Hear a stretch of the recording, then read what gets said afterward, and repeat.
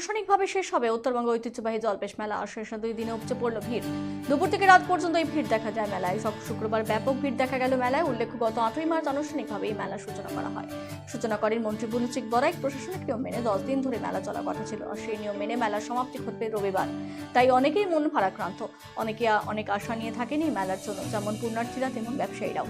এই মেলায় দূর দূরান্তে ব্যবসায়ীরা আসেন, ফলে মেলা শেষ হয়ে যাওয়ায় অনেকের মন খারাপ। আবার একটি বছর পরে এই মেলা হবে, ততদিন করতে হবে অপেক্ষা। এই বিষয়ে মেলা আগত পুণ্যার্থীরা কি জানালেন শুনবো। নাম? আমার নাম জয়ন্তী রায়। আপনি কোথায় এসেছেন? জলপেশ মেলায় কোথা থেকে এসেছেন? রামশাহী থেকে আসছি। প্রতি বছরই আসে দেখেন? হ্যাঁ, প্রতিষ্ঠা মেলার আর কতদিন আছে? আর 2 দিন বাকি। 2 দিন বাকি। এখন তো ভাঙা মেলা হিসেবে কি রকম লাগছে? হ্যাঁ, ভালোই ভিড় আছে।